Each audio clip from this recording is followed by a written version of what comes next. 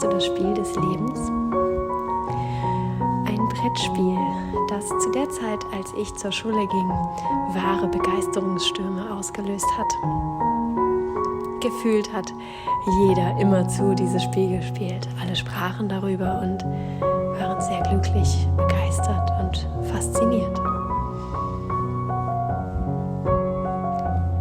Tatsächlich hat dieses Spiel auch ein außergewöhnliches Spielbrett gehabt für die damalige Zeit. Es gab so ein Drehrad in der Mitte mit bunten Farben und überhaupt sah es insgesamt ganz anders aus und auch der Spielablauf war wohl ein wenig anders. Ich habe dieses Spiel leider nicht spielen können. Es gab keine einzige Situation, in der ich auch nur die Gelegenheit gehabt hätte, dieses Spiel in den Händen zu halten. Und so hat sich meine Neugierde gehalten und meine Faszination und irgendwie auch der Wunsch, es dann doch mal zu spielen. Aber wie das so ist, verliert man Dinge aus den Augen, wenn sie nicht mehr so sehr Thema sind. Und natürlich gibt es auch deutlich wichtigere Dinge als ein Brettspiel. Und so habe ich erst vor einigen Jahren das Spiel in den Händen gehalten und es dann das erste Mal spielen können.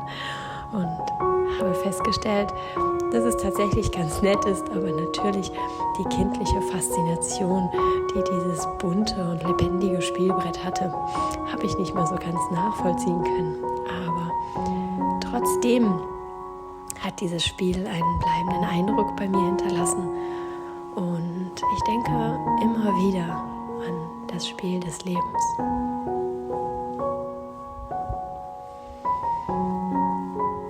Wobei es dann gar nicht mehr so sehr das Brettspiel ist, an das ich denke, sondern vielmehr daran, dass auch unser eigenes, wirkliches Leben eigentlich ein Spiel ist.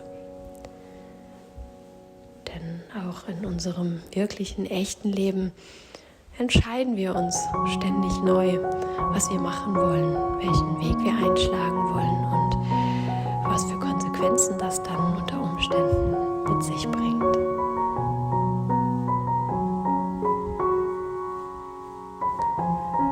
Aber auch unvorhergesehene Dinge passieren im Brettspiel und in unserem Leben. Wir können nicht alles planen, wir können nicht alles ausschließen und die absolute Nummer sicher gibt es so auch nicht. Aber wie auch im Brettspiel geben wir nicht auf, wenn wir eine Pechsträhne haben oder wenn wir auf einem nicht guten Feld gelandet sind oder eine Karte gezogen haben, die uns gerade nicht so in den Kram passt oder uns vielleicht sogar deutlich zurückwirft.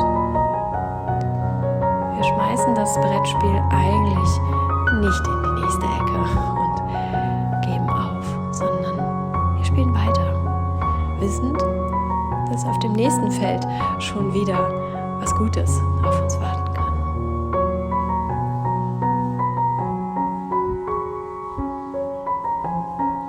Und so ist es mit unserem wirklichen, echten Leben auch.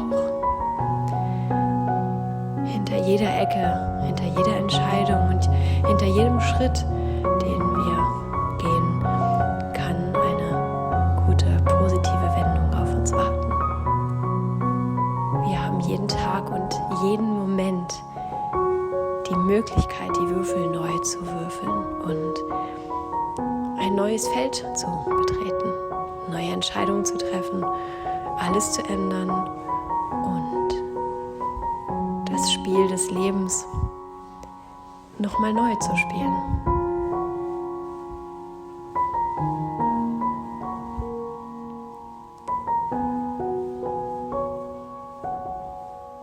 Wenn wir unser Leben durch die Augen des Spiels sehen, dann gewinnen wir auch ein gutes Stück Abstand zu der Dramatik des Lebens, zu der Schwere, die wir manchmal fühlen, wenn wir uns entscheiden sollen, wenn wir das Gefühl haben, das Leben lastet so schwer auf unseren Schultern.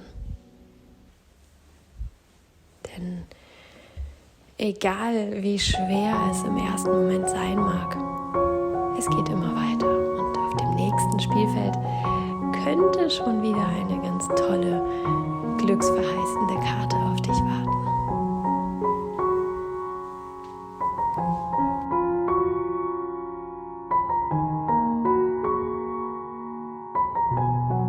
Und dann hat sich das voll bewegt, weil das ja doch, da habe ich den dann doch gemerkt, weißt du? Mhm.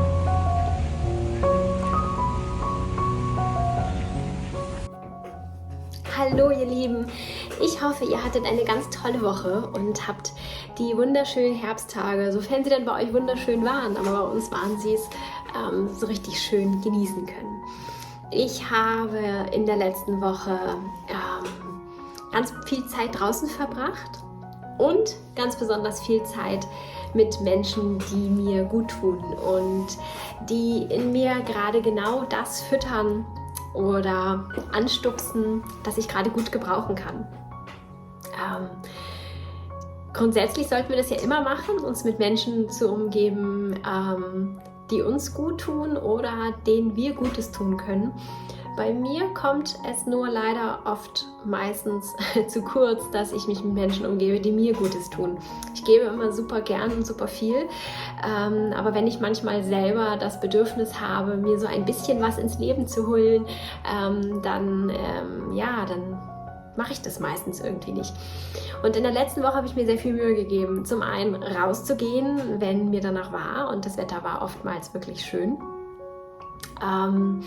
Und mich mit der Natur zu umgeben, die mir dann sehr gut tut. Oder aber auch ganz bewusst mich für die tollen und coolen Menschen zu entscheiden und ein paar Sätze mit ihnen, ein paar Sätze zu wechseln oder ein bisschen Zeit zu verbringen oder auch ganz gezielt dorthin zu gehen, wo ich weiß, dass ich dort tolle Menschen treffen kann, die meine Seele zum Klingen bringen, weil wir recht ähnlich ticken oder weil sie ein bisschen das leben, das gerade in meinem Leben ein bisschen zu kurz kommt und wo ich mich ein bisschen mehr darauf fokussieren möchte, ein bisschen mehr Wert drauf legen möchte. Das leben die automatisch in ihrem Leben ein bisschen mehr. Da sind sie ein bisschen besser als ich.